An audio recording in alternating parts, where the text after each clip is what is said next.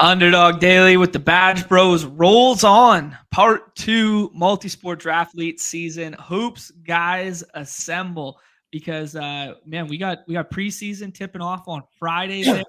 Regular season starts on the 22nd. So we got to start filling some double dribble lobbies here, but I haven't been filling them, but I know one guy who has been and doing it at nauseum. Friend of the show, Mike Zakarian, back again. How we doing, bro?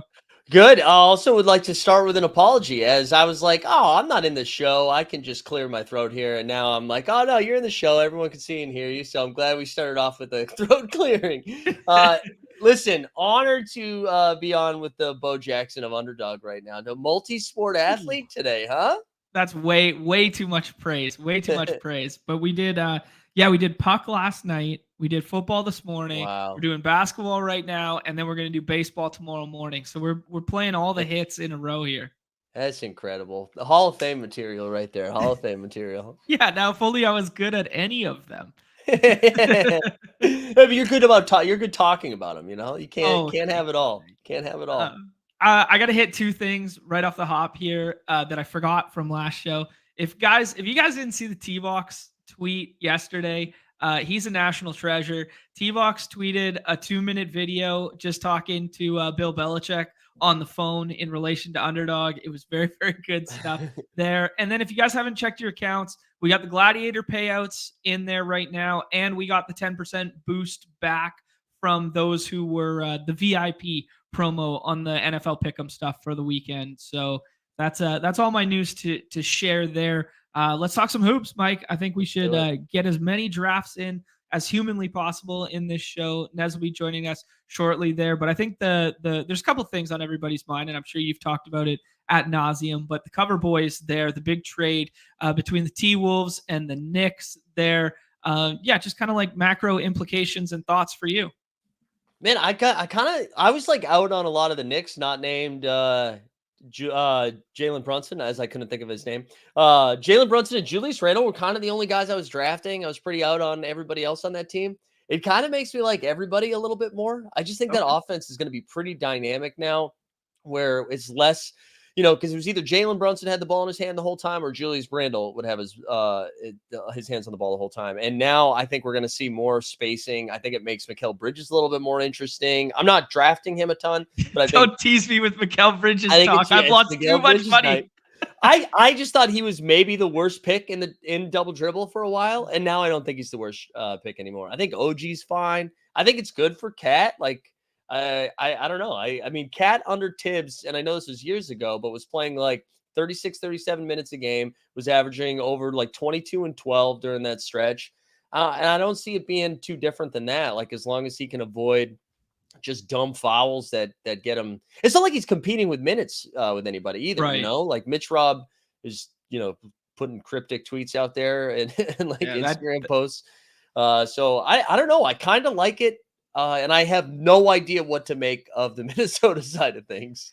Okay. Yeah, fair enough. I actually forgot the OG Tibbs connection there. So that was a good mental reset for me there, that what he did with Tibbs in the past, or what Cat did with Tibbs in the past there. Yeah, the Randall one's interesting because the ADP is so high. I was looking at it this morning. It's like 22, 23 there. So very interesting. I'm getting some noise in the chat here that people are ready to draft. I say we hop in and we talk through some of it on the fly, because we got some people in the lobby clamoring to go already. Wow. Boom. Love to see it.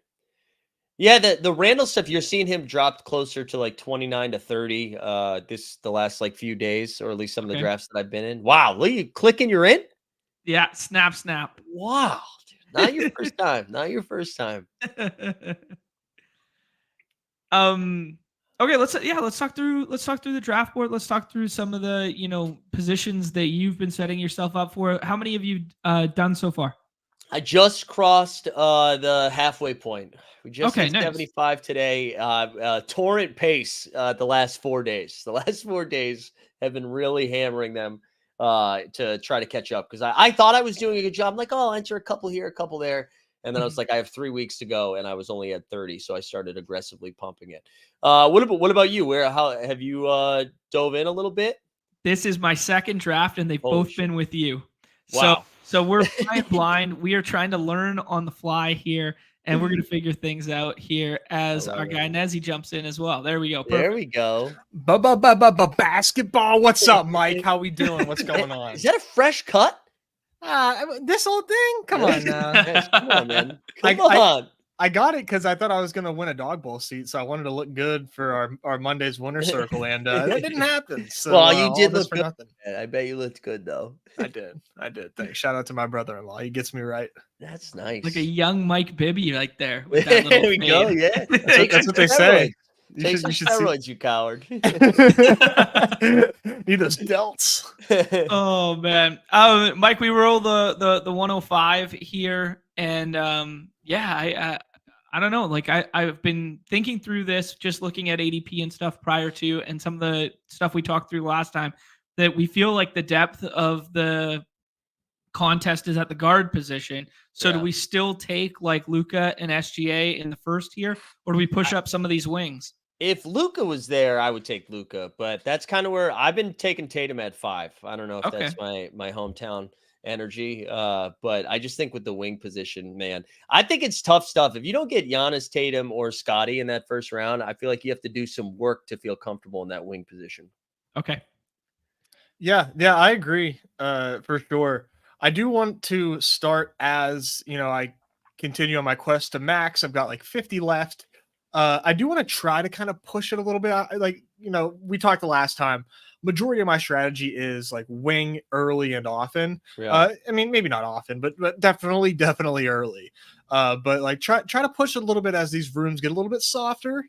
For my first 100, it's definitely with some big time sweats. So yeah, as things get softer, maybe try to push it a little bit. But one of the things I was trying to do early was get 3 wings in my first 5 picks, and what I've done recently is change that to 2. Where I was like, let me get 2 that I'm comfy with, unless one of them's Kawhi Leonard, then I'll go get a third one.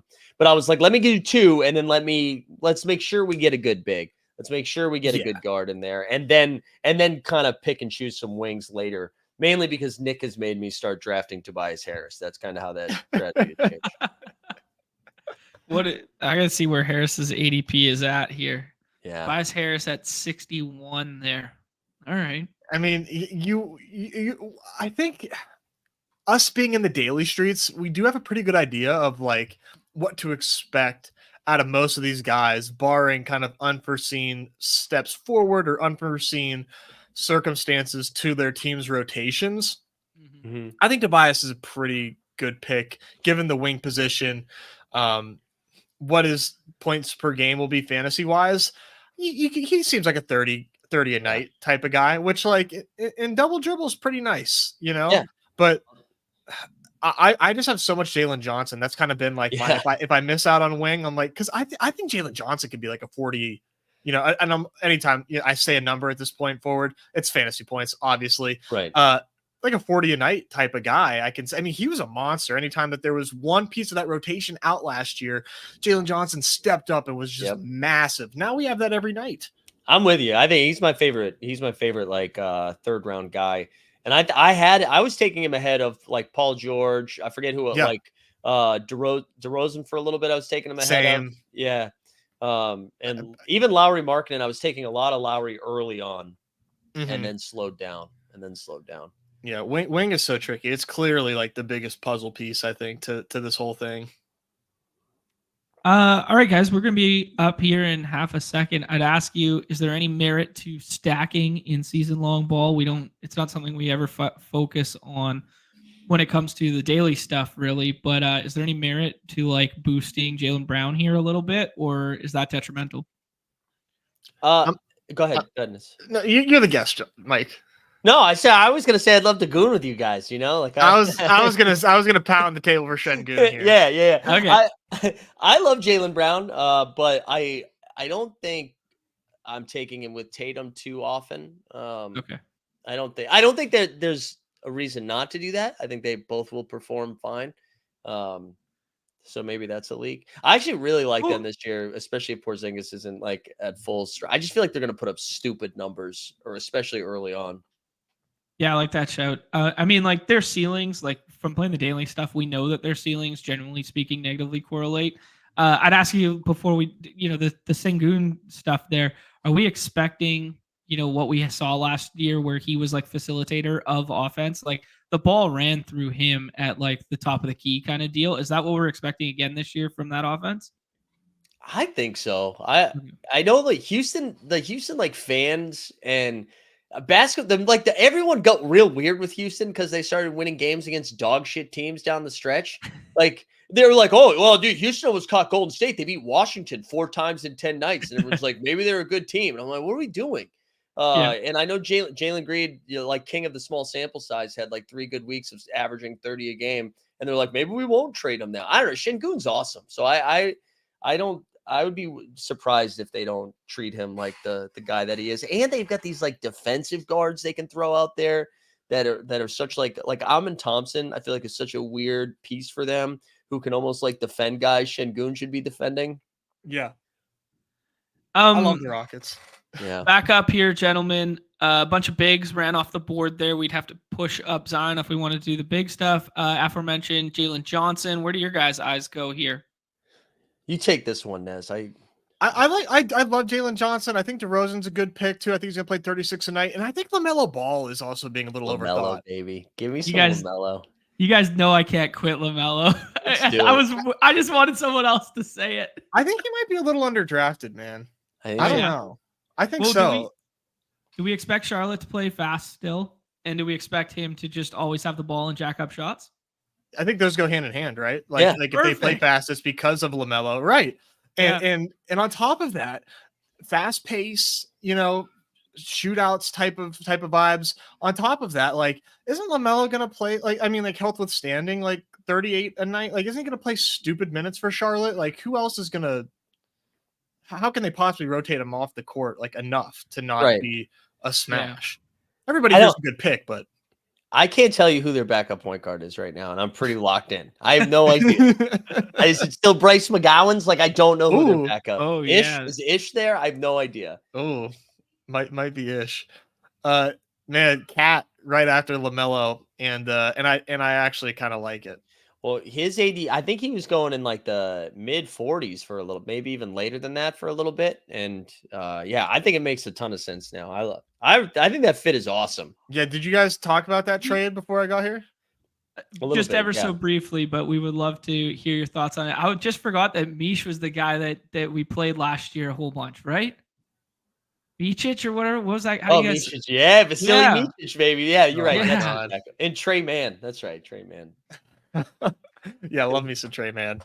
Yeah, this draft is flying. Boston base is right, but yeah, that trade was really interesting. That like broke while I was streaming on Friday doing the little draft-a-thon, and I could hardly make heads or tails of it at first, but after like kind of sitting with it and thinking about like Randall as a Knick and what they're getting, like after they remove him and add in Cat, seems like this is a really good move for Cat for fantasy.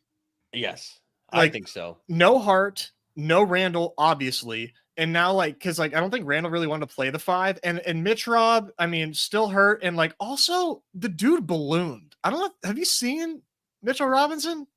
He's posting some stuff on the internet. It's making me nervous about his long-term availability with the New York Knicks. Dude, he is humongous. Yeah. You got to see the headshot of him. I think that was a bad angle. I think he was underneath. He's huge. Oh, shoot. Guys, do I have permission to go for it? The German? I think it's your turn. We might be. Do I have permission to go for it after this big trade? No, okay. It's up to you. I'd rank almost every other wing we see before him. Okay. What do you guys like here? I like Mobley, and then we can do some like dual big shit, and then really just shut it down. We're done drafting bigs. That we're saying. You could definitely say that. I thought let's be done. Let's talk about structure like that. You guys are pretty comfortable just stopping at 2 bigs if we take 2 in like the first 5-6 rounds? Yeah, for sure. Okay. So what is that? Şengün's maybe like the last big that I would do that with. Okay. Of like just doing 2 bigs. We talked John off that ledge, but I mean like the Randall trade definitely impacts Mikal, right? And like I mean, this ADP at first was really hard for me to stomach because I can get these 30 Mikal points a game like everywhere. But now I just think it just opens up a lot for Mikal, but definitely more so for Cat, right? I just think Cat rebounding wise. Yeah, that's exactly right. Is like it is massive for him on the boards. And also like I think assists probably go up for Cat here. It's pretty exciting. The thing that I've started to get excited about Mikal with, who I would say again, I'm not drafting a ton of Mikal Bridges. I thought he was like the worst player to draft in the double dribble, but I am interested in him running the second unit. I've heard that floated out there a little bit. Interesting. That maybe he runs some second unit, and if that happens, I think that puts it back in play a little bit more. But I still haven't been clicking his name.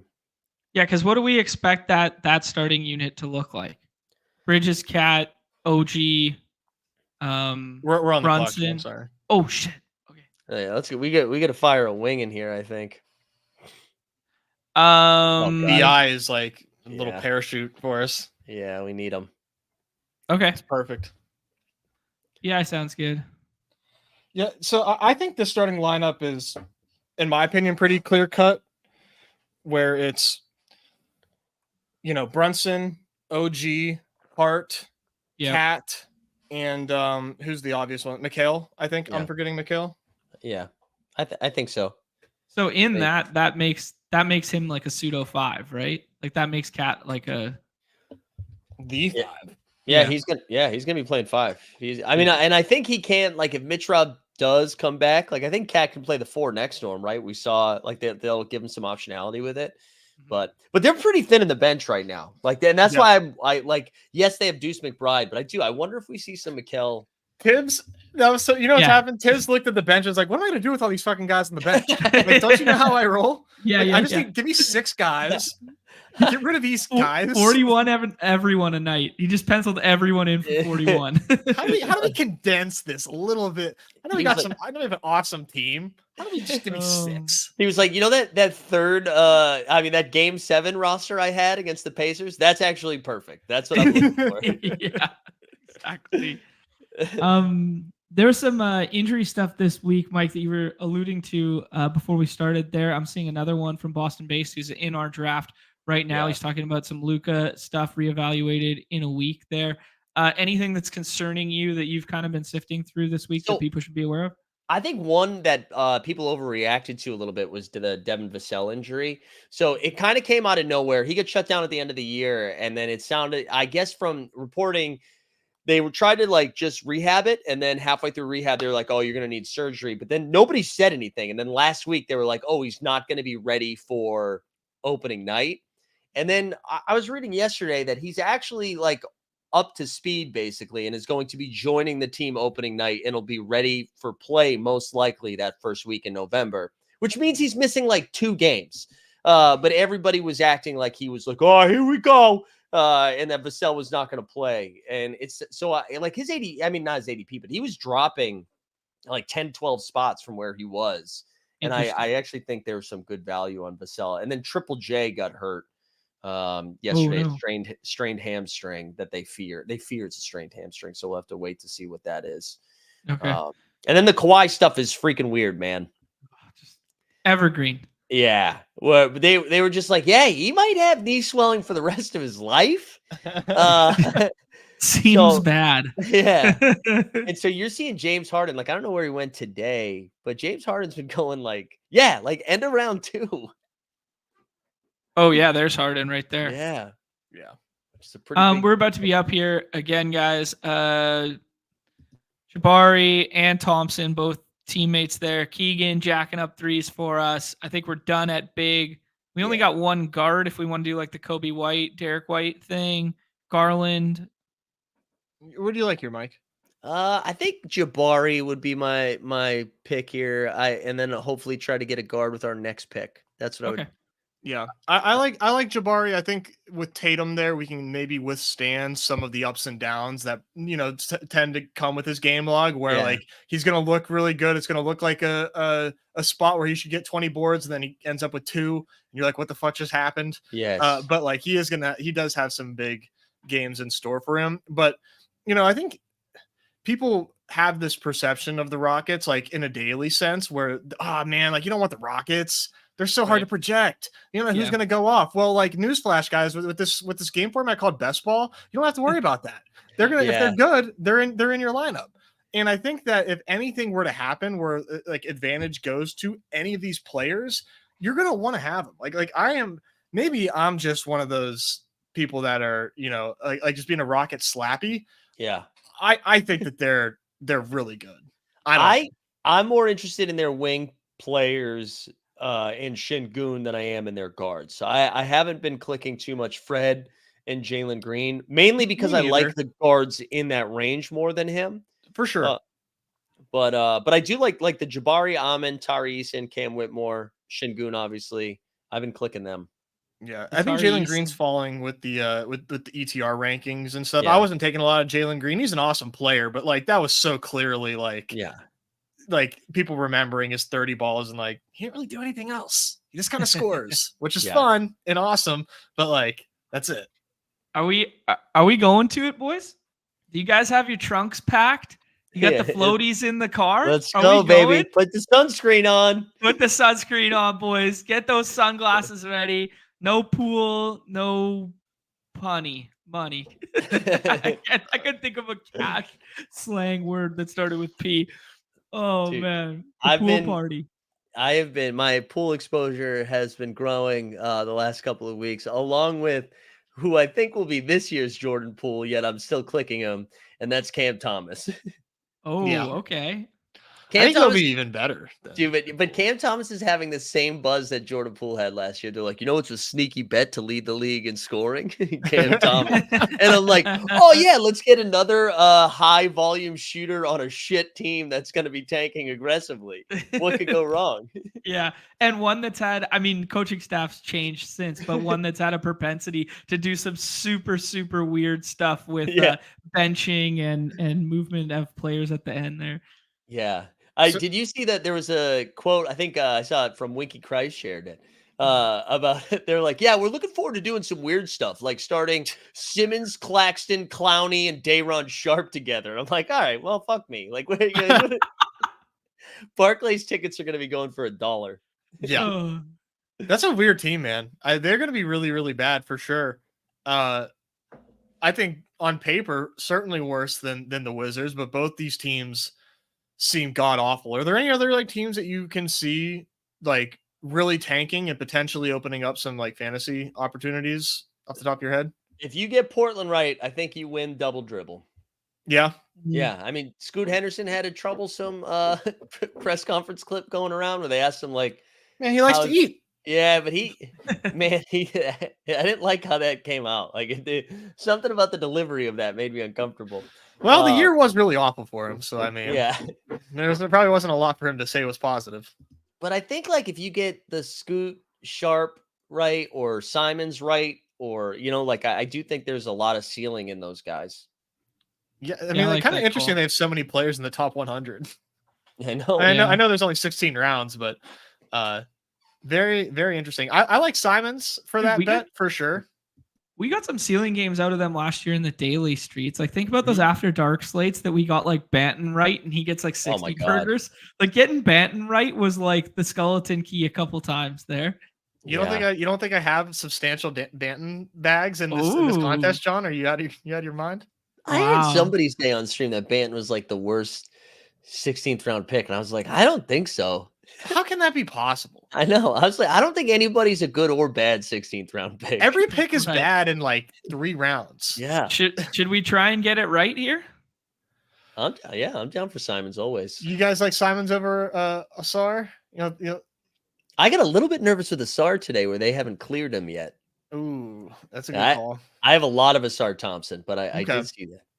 We could double down, Nez, on being the only guys on planet Earth who liked the PJ Washington trade. Yeah, that's also an option there. I do like some PJ. I think the Warriors are interesting. I was looking at Pajen's, the Pod God there. Yeah. Mm-hmm. I think Pods is pretty interesting. It's my highest owned guard right now. Really? Ooh, yeah. Fun. Okay, so why is that? Just like the CP3 Exodus and the play exiting? I read one article. That's it, and I'm a fish. I read one article, and What'd it say? they're like, Pajemski's actually going to shoot 8 to 10 threes this year. Well, Ooh. they kind of. I mean, without Clay there, Mhm. they need some scoring, and like Wiggins has just been so just like non-existent there. I mean, I know he's got his issues. I don't want to like rat No, on I Wiggins, know. but for fantasy, hasn't really done anything. And this does seem like a good spot, you know, for Wiggins to step up. But Pajemski's kind of like a really good fantasy player. And Yeah. like fantasy, like points per minute, man, he was doing it for a little bit there whenever he was like guaranteed minutes. And I think in those spots, like he's somebody that is going to play those minutes whether Golden State is competing or not. Like Yeah, if they do fall apart, he's still going to play all those minutes. for sure. And if they're contending, he's still going to play all those minutes. Like he's still going to be starting. And obviously the usage would go up if they're tanking, but if they're not, he's still going to be out there. So I like Pajemski quite a bit. His ADP's gone through the I was getting him at like 110, 111 for a while. Wow. And now he's going in the mid 80s. I took like a month break from this, so like I missed a lot of movements and probably some really good steam I missed out on. But you know, I got my Brandon Clark bags packed, so we're good. Hey, good Canadian kid. Well, and if Jaren Jackson is going down, yeah, we're looking good. So no Sohan because that Vassell is going to be okay. Yeah, I think so. I still like Sohan though, but yeah, these guards are really good here too. Who's your favorite? Probably Terry. Okay. Yeah, I've been clicking a lot of Terry, but I like Terry. Yeah, I've always liked Terry. I've always been a sucker for the Q tag Terrys over and over again. And then I thought he was going to get to shoot more when he went to Miami, or not shoot less, but be effective off that high side screen and roll stuff and be like the second unit guy. And then he was just hurt, so we never really saw it. I while you guys were talking there, I was not emotionally or mentally prepared to see Trace Jackson Davis go in the 9th round. That one shocked me. I was like, oh wow, okay. Yeah, he's up there. He's gonna be playing some minutes, I guess. Yeah, I kind of like him as a wing because like wing is so obviously like depleted, and if he is getting the minutes right, like he's kind of like Jalen Duren. I think of his stat line like 2023 Jalen Duren, where he's just like 10 and 10, and that can do it at wing. Yeah, enough. And like same thing with Pajemski, right? Where if they shut it down, it's not him that gets shut down. Mm-hmm. Yeah. They like him. I mean, as they should, right? They feel like they got a really nice pick out of him, and he's got some steel upside. The other team too that I was thinking about when you were asked about the like teams you get right if they blow it up down the end, the Wizards. I think we were talking about Jordan Poole, but like the rest of those pieces are pretty interesting. Like there's so many of them on the team right now, especially with the bigs. But last time I was here, you were asking me about rookies. Yeah, Alex Sarr's ADP was like in the like mid 140s about 2 or 3 weeks ago, and he is somebody that I've been clicking a ton lately. And I outwardly said don't draft this guy the last time I was on, but he dropped pretty aggressively. There's reports coming out of Washington that he might start at the 4. Interesting. Okay. And so that got me a little bit excited. So I've been clicking him as like a 3rd big if I'm done at 3. Okay. I've been doing that. I mean, Jovel's not your like traditional 5. We see that all the time with those Pels teams, right? Like he's like a 25 a minute player, right? Yeah, I mean, exactly. Washington's a different story, but certainly they're going to want to get a good look at Sarr, right? Yeah. I mean, lottery pick. Let me pitch you guys on a little bit of bro science here. Daniel Gafford trajectory for Jovel last year, where you like showcase him a little bit, play those 25s, he pads the stats, and then you just ship him at the deadline to a contender. I think that's right. I think he's like he's prime him and Kuz prime candidates to get moved. We're done at big, correct, gentlemen. So some holidays, some Malik Monk. Wow, we got to scroll here. Kelly Oubre, Herb Jones. I would say Monk or Holiday. Yeah, I like Monk quite a bit. All right, let's do Monk. Monk seems fun. Yeah, I just pure offense. Yeah, a little 6 man of the year narrative where he just comes off the bench, runs that second unit, and drops 25 in his sleep. Yeah, that type of deal. I can't wait to watch them too because I'm fascinated with how fast they play, and then they added DeMar DeRozan. I know, right? I'm worried that they're going to slow it down. Yeah, but maybe not. Maybe they're fast, and DeMar is just like really, really awesome. Yeah. For fantasy. I was talking to Dave Dufour from the Athletic NBA show, and he was saying basically like the last 4 minutes of the game, they've got like the two best clutch like fourth quarter scores in Fox and DeRozan. I hadn't even thought of that. Like I was so focused on just how freaking slow DeRozan is with that offense. And I was like, you're right. They're going to be able to just get whatever shot they want in close games if they can get to close games. Yeah. Yeah, it's a pretty good show. I don't know. Like, I just don't know. In my mind, fast up tempo doesn't play well with mid range shooting. Right. Yeah. And like, that's always just been like a black hole. And I think they're going to have to really rely on Keegan Murray knocking down a ton of threes this year. Like, that's their only spacing, really, in their starting five, right? Yeah. Yeah. Do you think DeRozan has any, like, can you kind of share the load as like a strong, like, defensive assignment? Like, because obviously, it's a Keegan theory is like, Keegan on like a softer, like, defensive matchup night, he can actually knock it down because he's not being winded from chasing the team's best player around. I don't know if DeRozan has that level of defensive play in his bag, but it would be weird if he waited till now to showcase it. Yeah. You had ample opportunity to showcase for years, my friend. Why now? He's like, year 15, time to tap in. I can see it. Guys, we got 5-3-2 right now. I'm looking at the wings. They look kind of bleak as to be expected, but go ahead, Nez. Get your rocket. You want to take one Tari 34son? Is three of them too much on the same roster? Oh, that is 3. That's right. Are we gonna? Jabari, well, I was gonna say maybe we go more, but go ahead. What? Three is not enough. Oh, okay. Play whack-a-mole with these guys, man. Okay. That's true. We're handcuffing early. That's what we're doing right you gotta get one thing we didn't talk about with the Minnesota stuff, with the Randall stuff, like Naz Reid, like obviously had a nice postseason there, and good tail end of last year when some guys were banged up, Cat in particular, and his ADP now strikes me as quite high here. Does this impact him in a good or bad way with removing Cat from that situation? I mean, I think so. I think they're going to have to rely on him quite a bit. I said this at the top, and we didn't go too deep into Minnesota. Like you said, I have no idea what to make of what Minnesota is going to do.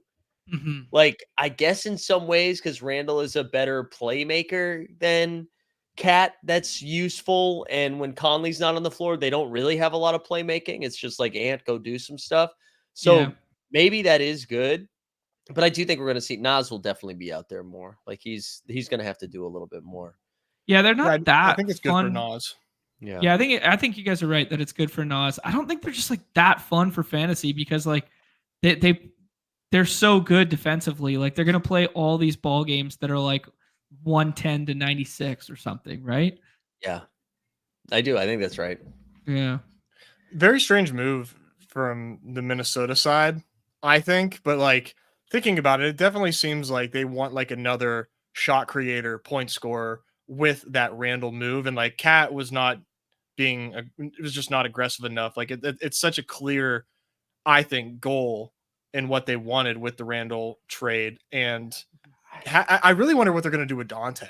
Yeah. Because if they give Dante like a solid role, and they like now he's like spacer and he can knock down some threes too, because they're going to need it. I feel like. Could you give Dante a handling role to run the second unit at the expense of Connolly? I mean, possibly. Yeah, because I think right now they're relying a ton on Rob Dillingham, the rookie, like that. So I do think Dante could be out there. Yeah, I don't know, man. I thought the Minnesota thing was kind of bullshit. Like the writing was on the wall that they were going to move. Yeah, exactly what Nick said. I thought the writing was on the wall. They were going to move Cat in the next couple of years.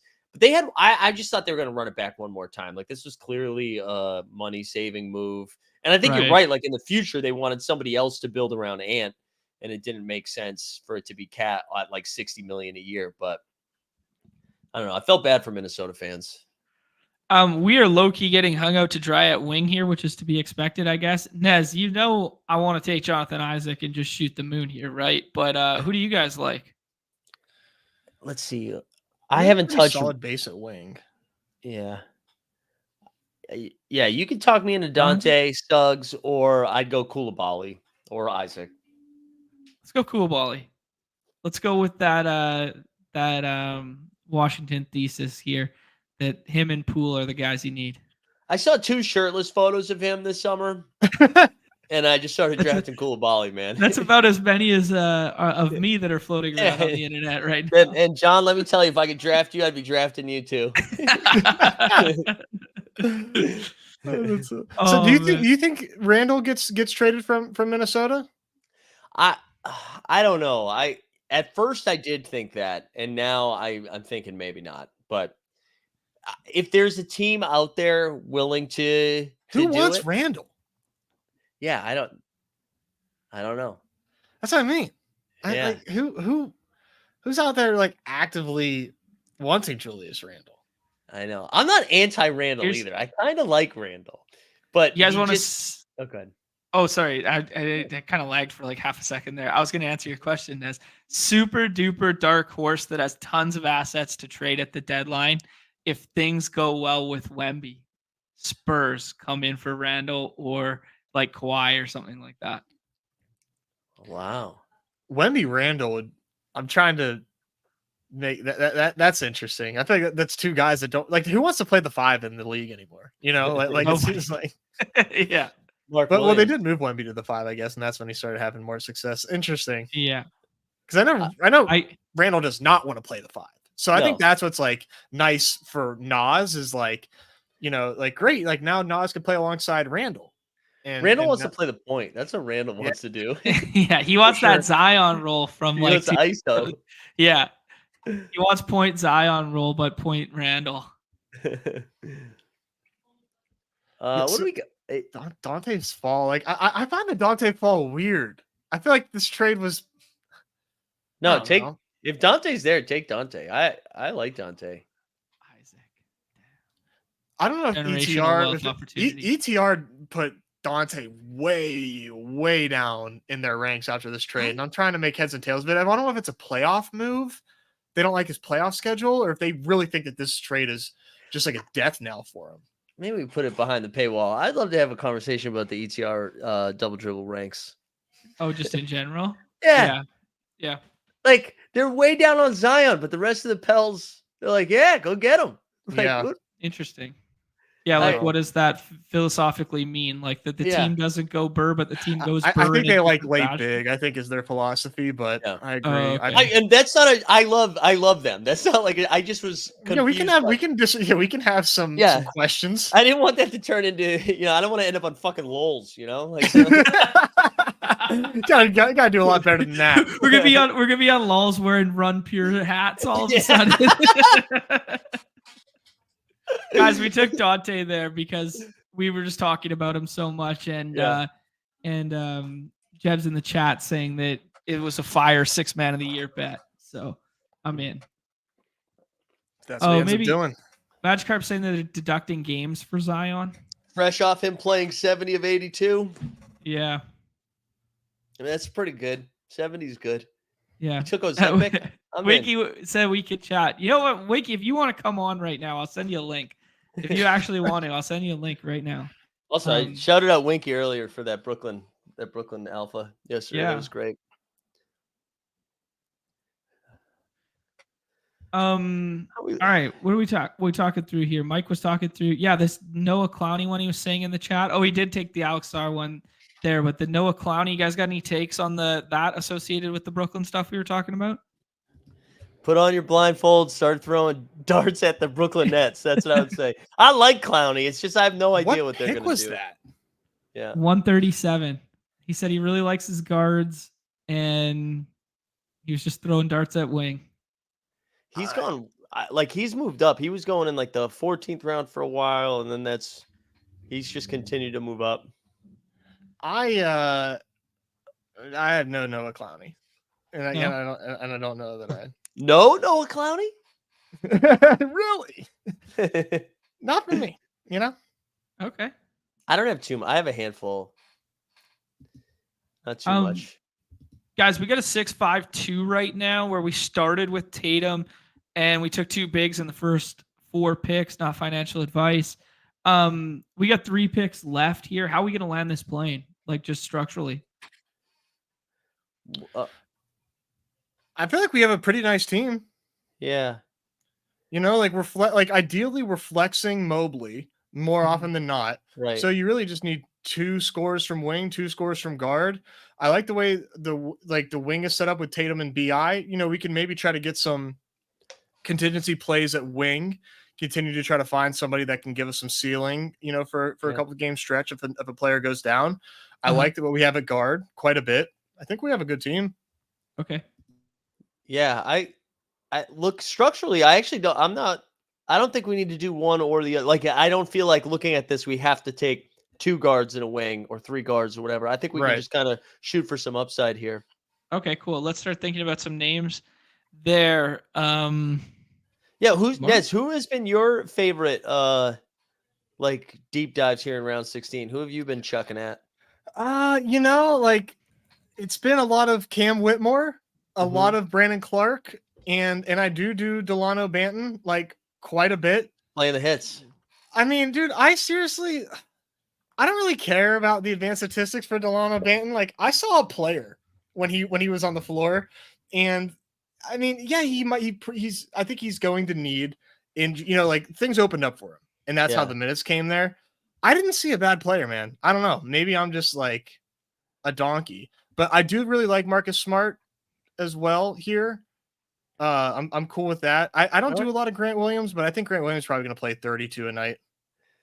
Yeah, Grant is somebody I haven't thought too much about, but I like that. Yeah, I'm fine. I haven't taken any Marcus, so if you want to do Marcus, that'd be fun. Who are some of the guys that you take in this back end here, Mike? Like maybe add a couple names to the list, and then I'll be the tiebreaker here with some bro science. Yeah, for round 16 specifically, I've started doing some Grady Dick. I saw Mazzoni in the chat saying we taking some Dick. Yeah, we've been doing some Grady Dick, some Bub Carrington.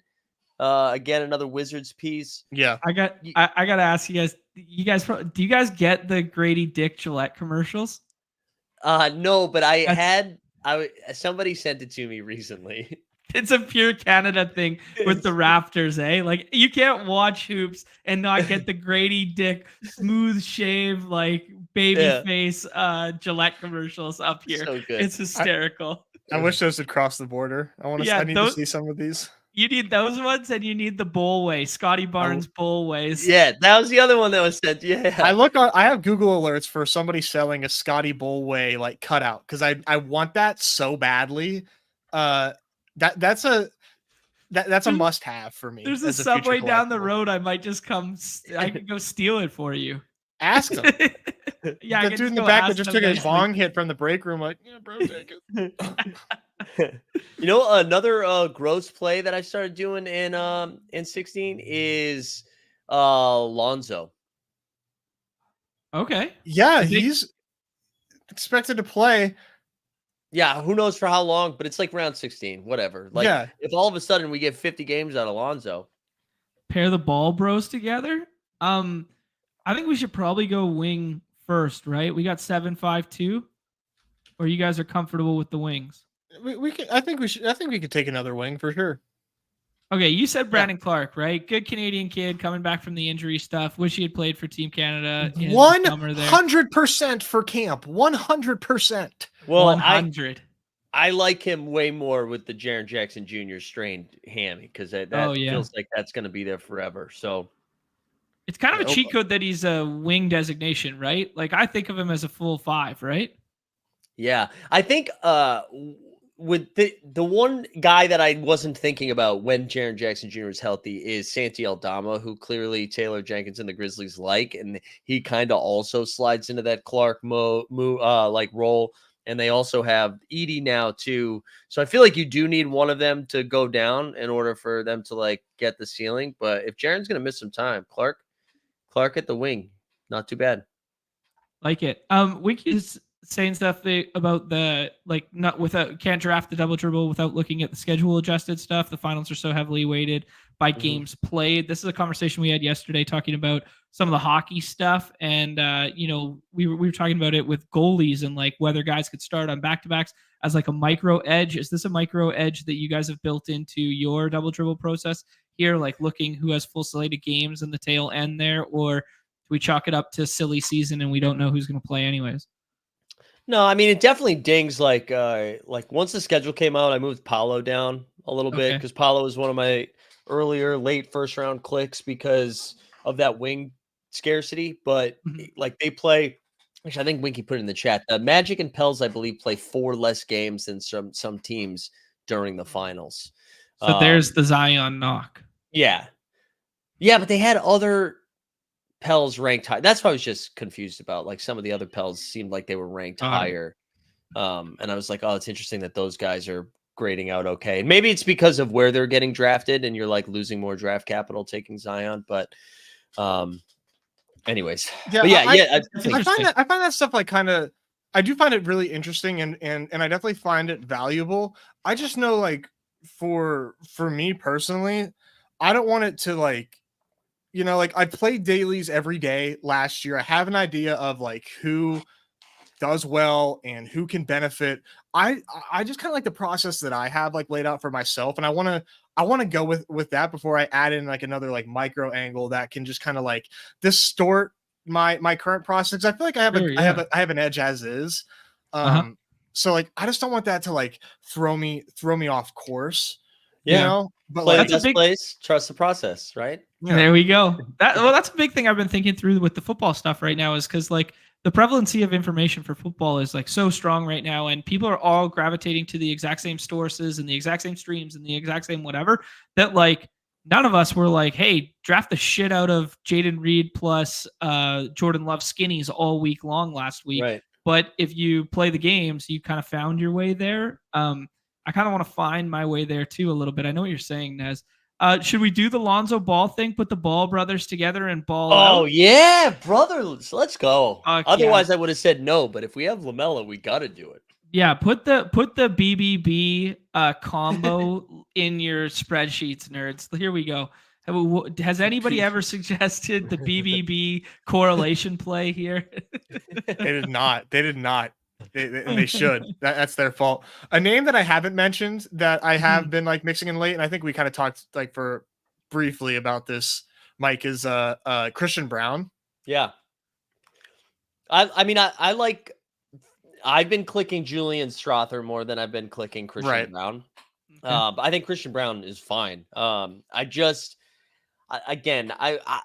think I know what Christian Brown's going to do. Like maybe every once in a while he gives you 18 actual points. But he's probably what, like a 15 to 20 fantasy point. He needs injuries. Yeah, for sure. Like it's a really bad scenario if he's like doing well for Denver, I think. But doesn't mean that those things can't totally happen, but definitely strong contingency. I've been going Strother just because of his like offensive upside, and the bench is so. I mean, like their bench is insane.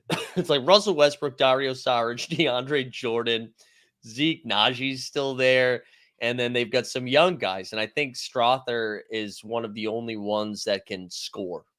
And I mean, outside of Russ, just like cutting and being a maniac, but I kind of like Strother as a dart throw too. But it probably makes sense to mix both of those in. I think one of those guys is going to contribute. I view Russ as just like a slight upgrade on the Reggie Jackson rule, right? So like one of these other guys, right? So one of these other guys will factor more in like the 6-man, and then Russ is like the trailing scoring off the bench kind of thing. Okay. Yeah. Okay. Mike, do you have time to rip one more with us? Yeah, let's do it. Let's rip another one. Perfect. I will jump in that so we could fill it, and then I'll go back to our draft real quick here. I got to start getting the volume up here. Nez, how many are you at? We were last guys in. Wow. Again, 2 for 2, dude. Finishing up a slow, and that'll be 102 for me. Wow, 102. Wow. Good for you, dude. I love that I am 100% of your best ball draft so far. Absolutely. Yeah, you're about to be 100% again. But I crammed in a bunch of slows before the rake back hit for NFL. So that's where like a ton of that volume came from. I love it. Yeah, for the audio listeners, which there are dozens of, we went with the 8-6-2 build here. LaMelo, Poole, Anthony, Rozier, Monk, Dante DiVincenzo, got to say it all in one. Marcus Smart, Lonzo Ball, the Ball brother correlation there. Tatum, BI, Jabari Smith Jr., you got to say the whole thing. Tari Eason, Balil Koulibaly, Brandon Clark, good Canadian kid, Sengun and Mobley at the bigs there. Graded out, boys. This is pretty solid. Okay. I like this. I don't think there are a lot of holes in there. As long as we get as long as Tatum produces like a first round guy, I think we're in good shape. Respect. Yeah, I like it, man. I think double big can be really, really powerful if you get everything else right. Okay. Yeah, like double big. I think double big. Do you guys prefer doing it with like the 3-4 or the 4-5, like something like that, or do you prefer doing it with like Wemby and someone? Yeah, I don't think I've done it too often with like I've seen people go like Jokic Chet or Jokic Shingun. I haven't been doing that too much. I think if I usually do a 2-man big, it's like with Shingun and somebody, maybe Bam and somebody. But I haven't been doing it too much. Guys, Giannis at 5 feels like Jen Wealth, no? Good Lord. Whoa. What are we doing? What Couldn't happened? be it. Oh, somebody took SGA. Couldn't be in my drafts, eh? Couldn't Yeah. be in my drafts. This is the GM creator, boys. God, I can't. This is over. It's 100K. Put it in the bank. Wow. Yeah, a little 33 and change for the boys here. Yeah. That's cool. I'll fly out to come see you guys. Well, one of you guys. We'll have to pick a destination. We can all hang out. Yeah, there we go. The exchange. Yeah, when the Vancouver Grizzlies come back, we'll go to a game. There we go. Yeah, that is not. I'm sorry. I like you can talk in Luka every once in a while over Giannis. You can't. And I love the Thunder. I'm a big Shai Gilgeous-Alexander fan. Giannis can't be going 5. That's crazy. Yeah, that feels given the wing depth, it's that's crazy. That's crazy. Yeah, John. I was gonna say, just to answer your question, for the double big stuff, I really like doing it with just like a top like 15 guy. I think like once I get to like Gobert, I was doing it with like JJJ. I think would be like my last cutoff there, just like pairing 2 elites and like cutting it off. But now that JJJ's hurt, probably like Mobley would be like my last stop there. Okay. Yeah, so we did do the Mobley last stop then. I've done some 2 big stuff though, where it's like Jokic, and then I don't get another one until like Jakob Poeltl. Yeah, sure. I'm just like, if I got Jokic on my team, man, if he's not doing Jokic stuff this whole time, then I'm screwed anyways. So like, I don't know if the agreed league is saving me. Agreed. I just like the idea of like getting like those flex points because bigs score so well on here. True. Like Mark Williams. R.I.P. boys. For that one, one, he's gonna be fine. He's gonna be fine, I think. Oh, I was talking about last year's bags, baby. Oh, well, he's last year's bags or this year's bags. Ask Mike. He's already got a tendon injury. He's going to be reevaluated in 2 weeks. Oh, all just in time for the season.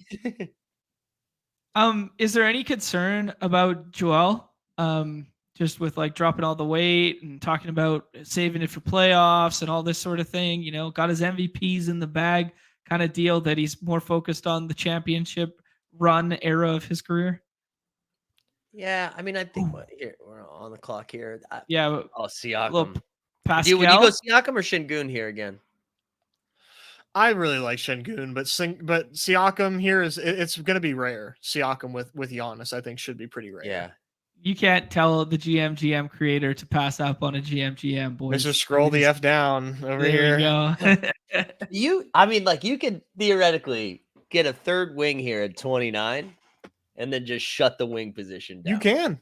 You absolutely can. Do you think that, but that's too aggressive. Where do you spend the capital then? Guards. We just get 35 guards. I know it's weird, but like, I think it's, I don't know, man. I think it can make sense. There you go. Jeff's in our camp. Like, think about, you think Giannis is scoring for you every week and Siakam's probably scoring for you every week. So you're really only getting like from a flex position if another wing scores, right?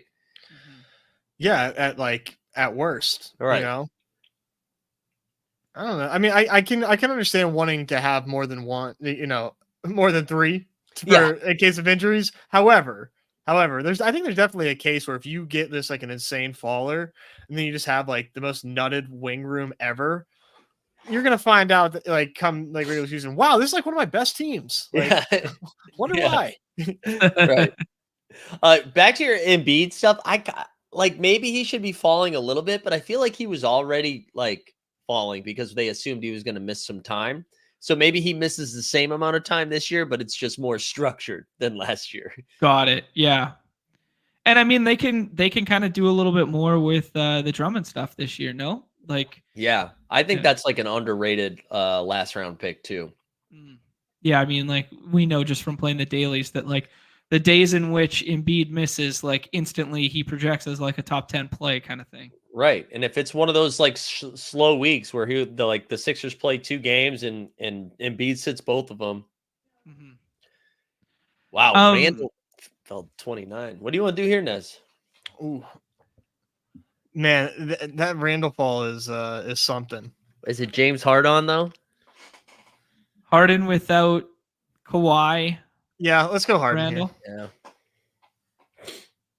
Yeah, I think so. I think Randall's gonna fall too, right? Like this might be like maybe not too much further than this, but it is a falling knife by definition. Yeah, like because he is gonna continue to fall. Mm-hmm.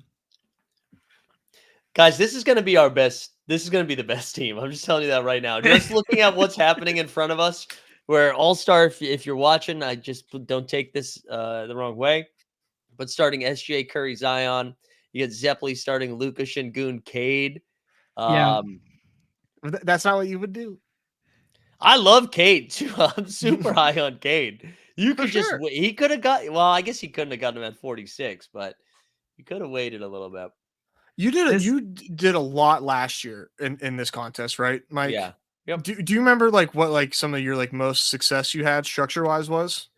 I think it was actually pretty similar to this. My biggest thing was I very rarely drafted 4 bigs. That was like the one rule that I made. I think if I drafted a 4th one, my first one didn't come until like round 7 or 8. Mm-hmm. And honestly, the only thing I remember is I was at like 45% Tyrese Maxey last year. That was how. So, but luckily, wow. Because it was regular season standings, I advanced, 70% of my teams, and I think I broke even. Holy shit. Oh, that's a bad run out for advancing that many. It was pretty bad. Yeah, I mean, I really do think that this is like such a hashtag guys like us that are just in these daily streets all the time, having an understanding of who is good for these games, understanding the positional scarcity that exists. I just think that hoops guys just have such a leg up in here. Maybe one of the biggest edges in best ball. I'll go out and say it, even larger than I think that exists in baseball. Well, look at what's happening in this room. Like we talk about how like the scarcity is at wing, and wings the position to prioritize early. And we've had like 8 wings go in the first 3 rounds. Like, we've had 10 wings go. 1, 2, 3, 4, 5, 6, 7, 8, 9, 10, 11 wings go in the first, 39 picks. And because of that, I'm glad we took Harden then in that 3rd round, because it does seem like some of those guards are going a little bit sooner. Mm-hmm. And so it makes sense because now we're going to see some wings. Man, I was looking at Jalen Johnson. I was like, is he going to get down to us here at 40? I was going to bust. Yeah. I was actually drawing up a contract right now that I got a third of this with you guys. It's in writing. It's in writing. Don't worry about that. I'm kidding. That would have been very nice, though. Yeah. Although maybe we could be entering John's favorite range here of the other Bridges. It could be Mikal Bridges. Oh no. Are we going to ruin this beautiful team with Mikal Bridges for the bid equity? You're damn right we are. Who do we have available here? Oh, Franz is still there too. Yeah, Franz, but the playoff schedule stuff. Yeah, Kuz, yeah. You could twist my arm into Kuz, Bridges, Franz. Yeah. Who do you like here, Nez? Yeah, I mean, I think I like Franz. Yeah, you guys aren't worried about the playoff schedule stuff? I guess not with Giannis and Siakam. All right, deal. Yeah, man. I don't know. I just think Franz is a pretty damn good player, and by the time the next pick comes around, I think we're gonna like the guards that exist. Fingers crossed. This is a pretty guard heavy room. Well, and I just think Franz is good. I don't know. I like Franz too. Is Gallagher, Mike Gallagher, like ETR? I think so. Yeah. Oh, okay. Yeah, nice. He and Dink have been in these a lot more recently. Yeah, Dink is in almost every one of my drafts. I love it. I love it. It's Dink and Nick in every single one of my drafts. Gets you excited for Hoops Daily season. Oh, I can't wait. I'd love to win money again instead of just trying to grind out losing a little bit every week on Sunday. I really appreciated your baseball journey, though. Oh, my God. I almost messaged you about that yesterday. Like, man, remember that 3-week run where I was just like high volume baseball? Yeah, that was awesome. It was just like, oh, man, the Red Sox are at home again. Karen Duran is not a first-round pick for some reason. I won 2 of the first 3 nights, and then that was it. Yeah, good times. Although I have been tailing you on baseball picks in the playoffs, Nez. So yeah, we'll see how today goes. I put out a real big spicy one, like 100x. So that would be just fantastic for the brand. I got a lot of people saying I'm riding with you, and I'm scared. Emmanuel quickly. Did we get to IQ? Yeah, we got IQ to come back. Let's go. Yeah.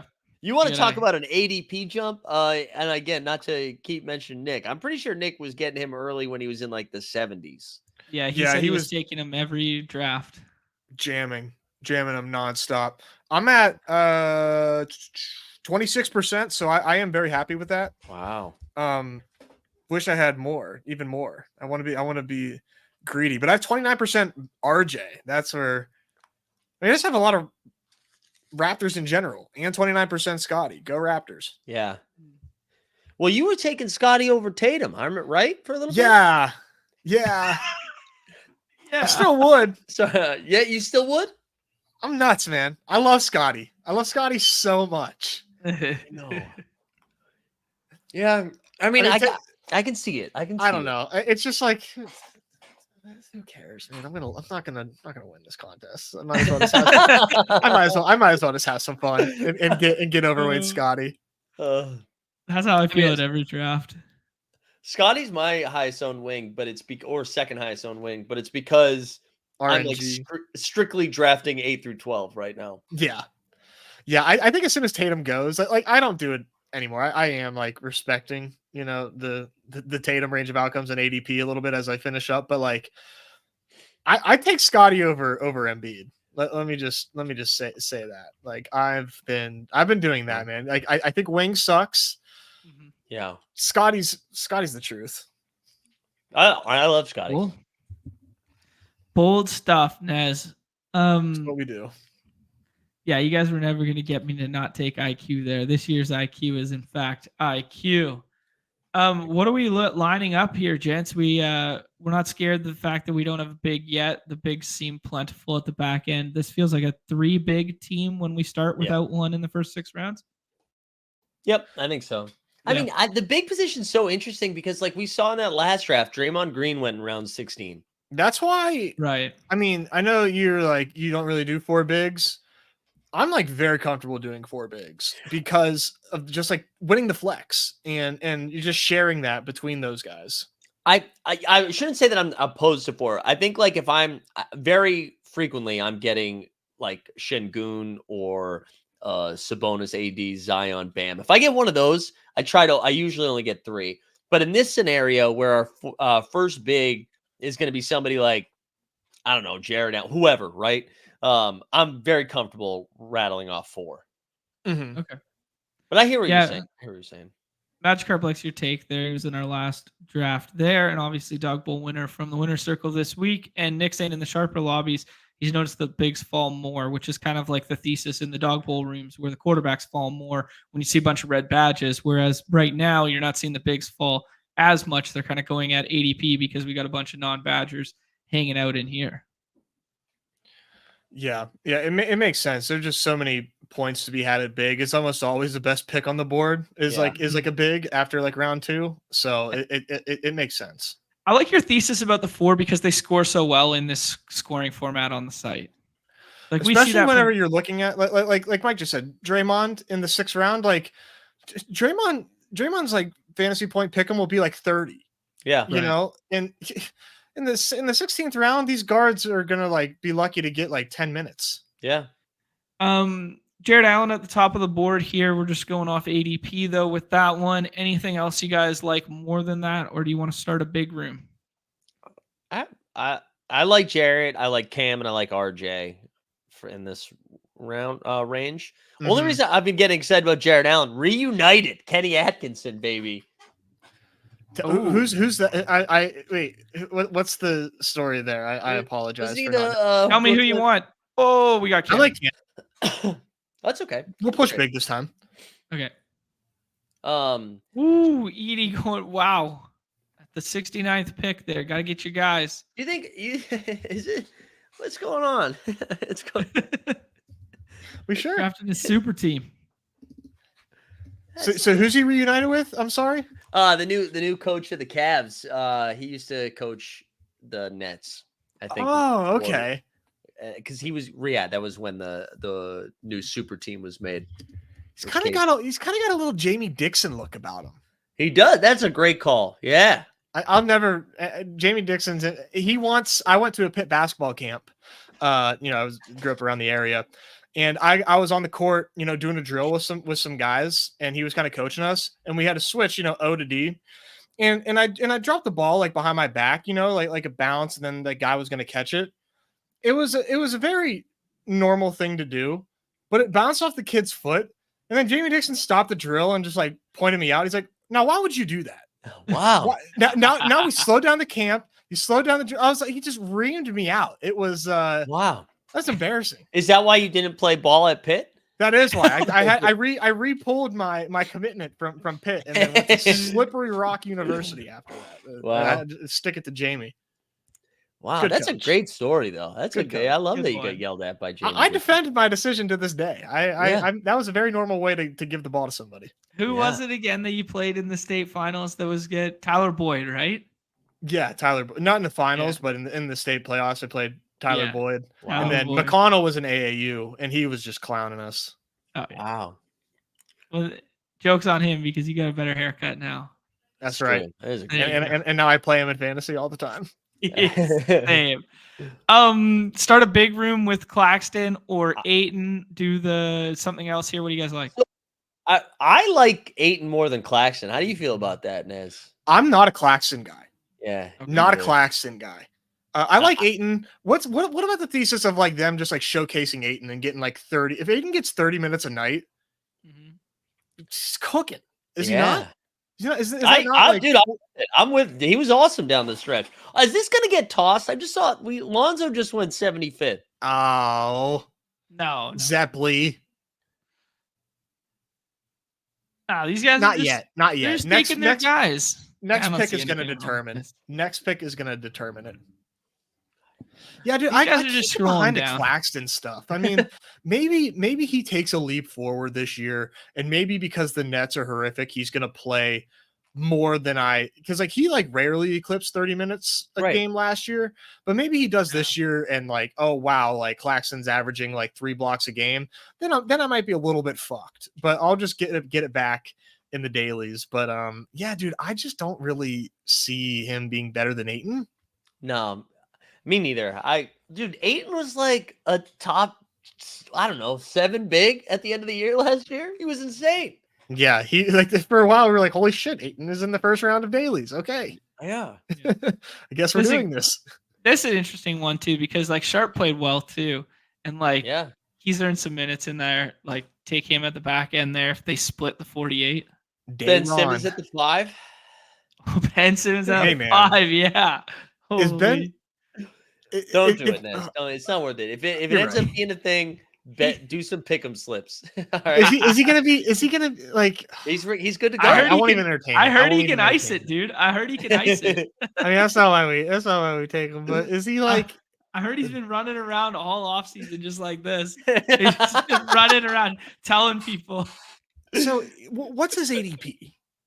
No, it's at the end. You can get him whenever you want. He's free. If he's playing 25 minutes a game, Yeah. it's probably a good pick. If he's playing 25 a game, but it's just like Well- how many games is he really going to play? The Right. higher or lower has got to be set at like 30. Right. We might have to take him on this roster to throw the scent off the trail, boys. You know, Yeah, just, You think our You know, team's a little too good? our team's too good. Throw the Cue scent him off up. the trail. Yeah, we'll find out. Oh man, what do you guys liking next here? We got man, Jaime went so early in the last one. Yeah, it's Yeah. crazy. I don't know. Yeah, what do you guys like here? Your boy We Pods, I OG. Go ahead. What do you guys like? think Nurk Yep. it That's just what I was kind of going jumped to say. out to me. Yeah. Nerf? Let's just get a second big right away. Okay. What's wrong with 20 boards a game, right? Right. Nothing. Yeah. Also, he said he can Nothing. shoot. He said he can shoot threes now. Can he? Yeah, that's what he said. That's what Ben believe him. Simmons said too. He said he get the Brooke Lopez treatment from Coach Budenholzer. He's ready to go. Who is backup 5 with them this year? Plum Dog Millionaire, baby. Oh wow. Okay. That's right. Yeah, they upgraded over Eubanks. Whoa. Oh, John Yeah, thinks I it's don't know. impossible to upgrade over Eubanks. I'm a That's a Eubanks downgrade. slap. Yeah, John loves Eubanks. I love Eubanks. I don't even know where he is right now. Oh man.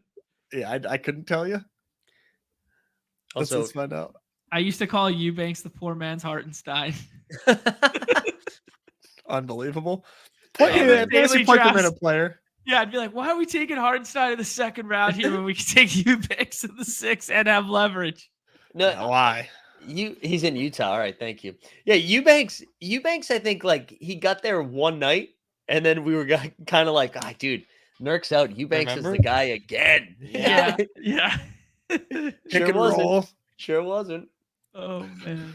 Yeah, Utah is a very interesting team too, right? I mean, kind of a rotation from hell, most likely, but Yeah, they're all too expensive right now. Like yeah. Keontae, Sexton, all kind of going in the same spot. And I know Sexton's way too expensive for me. me too. Like I don't trust his minutes. Keontae's the one that I'll click. Hendricks, I feel like he's too expensive for where he's going. Like for his role, I mean. Mhm. And I like Hendricks too, but What do you think about Pods here? is he still on the board? Yeah, he just wrapped around the corner there. Yeah, fire away, baby. Yeah, you guys Mhm. like Pods over this next tier? Who do you like, Nez? Yeah. No, I'm totally down with Pods. Like the wings are just kind of like whatever here. I'd rather just kind of Yeah. trust what we have with Giannis and Siakam and load up everywhere else, right? I mean, like Mhm. Yeah. we're pretty damn good at wing. Yeah. Yeah. no, I And we agree got with you Ben guys Simmons there. coming. That's right. The Utah stuff, I mean, that was the hardest rotation in basketball to project last year. Like without a doubt. They yeah, just did when healthy, yeah, it was bad.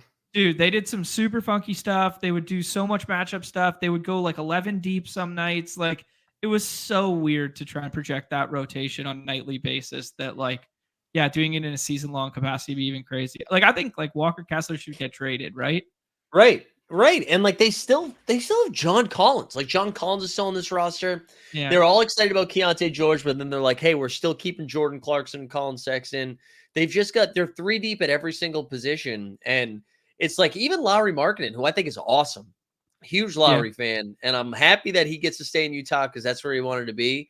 But like he's going to be an awesome fantasy basketball player till the All-Star break. And then it's like, well, can't use him anymore. And so it really puts you in a weird spot drafting any of these guys who are that expensive. Although hold on. There's one Utah guy we haven't talked about yet. And I thought, Nez, you were a Williams, Cody Williams fan, right? Didn't you? Cody Dub. Yeah. Cody Dub. I think there's some there's some intrigue there.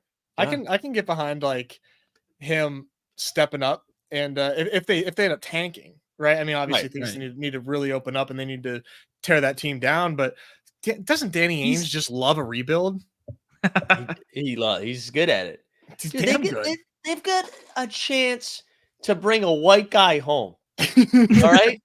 They will be tanking. Cooper Flag, baby. They will be tanking. I can't wait. Yeah, he's licking his chops at the opportunity to have the Gordon Hayward situation all over again. Ryan Filipowski is going to be introducing Cooper Flag to a bunch of different babysitters.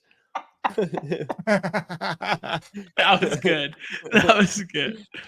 But yeah, I would love some clarity, because Utah has a lot of guys that I like. I Yeah. just need like some clarity on how they're Right. gonna play. Because even like Jordan Clarkson goes really late. Right. I don't know. I mean, he maybe last year was like a flash in the pan, but he had some really useful fantasy outputs for us during He's the one that early in the needs to get season. traded. The Knicks should go get either him or Sexton. Go to get like a Yes. second guy, a guy to come off the bench, play 18 minutes, just chuck. Where'd THT go? Oh, Chicago, baby. Oh, okay. All right. That was honestly a bit of a blow, because I'm like, oh man, I can definitely see him, like, Dude. because he's gonna cut into this IO. I needed IO to have a big role there, but THT, what a legend. If the Bulls officially pull the plug, I think there's going to be some guys that are interesting. I don't know if you guys know Adam Clevenger. He came on one of our Adam Cleb. He was talking up. Oh, sorry, we're on the clock. I'll put a pin in it. Yeah, how far is too far for Zinger as like a third big or something like that, or is it just not touchable? I'm actually back in on him a little bit. They said he's going to be back early December now, and if we don't have to rely on him, and then we get him back, but maybe it doesn't make sense. I think this is a good team to take him. Yeah, I think this is like a super team build, right? Yeah, I think this is where it makes sense, because guard, we are all set. We're definitely getting a score from one of these bigs during the week. Yeah. Wing, we're all set. I meant, I think I said guard. Yeah. But guard's pretty damn good too. Guard's loaded too. Right. This is fun. Yeah, this team's really good. All-star. Come on our drafts more often. Cleb was talking me into Jalen Smith for round 16 guy. And he's now with the Chicago Bulls. Okay. And if they pull the plug and Vucci Main gets moved, I was like, all right, I can see it. And like Smith, when he gets out there, can produce. I mean, he's not good, but he's a good fantasy player with minutes. Yeah. Yeah, the Bulls are definitely one that are gonna I think a lot of shit is gonna shake out with them. Yeah, like almost certainly, right? I mean, Levine's press conference yesterday was hilarious. I missed it, dude. He starts the whole thing off before anybody asks him a question. He's like, "Let me just let everyone know, if you're gonna hear something, you're gonna hear something from me or my team." He's like, I want to be here. I'm happy to be here. And I'm like, oh, he's gone. He's gone. Yeah, so you're gone. Yeah. Yep. That makes total sense. When you lead with the bluff, yeah, like, people, I know. This guy, Zach Levine, is he the NBA's Devontae Adams? Is that what we're hearing? There we go. The vibes are pretty awful in Chicago. Yeah. They're just off and weird and strange, and like everybody's uncomfortable, and it's like what is actually the plan here? Right. Like no, everybody, it's like, yeah, it's not good. It's not good. But we just got an Underdog NBA update that the Grizzlies are not concerned about Triple J missing start of season. So there you go. RIP the Brandon Clark bags. We almost had him for a minute. We were so close. I literally have 51% Brandon Clark. Is it really? It's 51%. Yeah, I need to get a little more creative at the end. How much auto drafting were you doing there? I mean, dude, no, I'm like manually like looking for Brandon Clark and like swiping on him. He just like, This no, was a conscious decision. Yes, I actually want this much Brandon Clark. Give me Memphis's John Collins. Give him to me. Is it time for another wing, or should we just keep waiting there and take somebody else here, guys? Who do you like? I'm a Shaden Sharp guy here. I don't know. Okay. Okay, I think we could go for some extra upside here. I don't think we need a wing right here. Sure. I think we'd be better off for the upside with Shaden Sharp. Okay, we're gonna shoot the moon on being right with that back end Portland stuff and do a little correlation there with the big man Ayton. Yeah, there we go. I like that. There you go. I think just Sharp is very good too, and I think he just didn't play last year because he got hurt. Yep. Yeah, the kind of a strange setup with Portland. I kind of like the sum of their parts. Like, I maybe just from like a fantasy perspective, but I mean, Scoot had obviously like an awful rookie season, but it seems like they're gonna. I mean, I don't really just judging on how teams handle, number 2 overall picks. It seems like they're going to give him a pretty damn fair shot to prove himself this season. But yeah, I mean, they have man, to. that was bad. Didn't they green light him like at the end of the year last year? Am I misremembering the story about like how he wasn't shooting enough and then they wanted him to shoot more and then he had a good tail end of season stretch because he started taking shots more? Yeah, he got into a little bit of a rhythm there at the end. Yeah, I remember like stories coming out about that, how like, yeah. Also, I saw Time Lord apparently got a clean bill of health here. Okay. Start the season. I saw that and I was like, I'd hope so, right? I mean, like I don't know how bad that injury was, but I was like, oh, man, I certainly hope so. That definitely kind of throws a wrench into the Ayton play. I think, right? Don't they kind of like? I think one of them is. I think Time Lord is probably on a different team. Has to be because they have Klingon too. Yeah, and his contract's easier to like match up with than Ayton, who's got all the money. Yeah. Right. Yeah.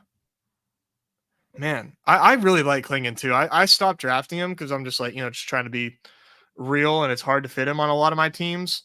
I like Klingon, man. I like what I saw out of him, from the college game and like even in the summer league stuff. Just like his type of game just seemed like it would play well, where he's like not a stone zero with the ball in his hands. Like seemed like a good passer, really good rim protector.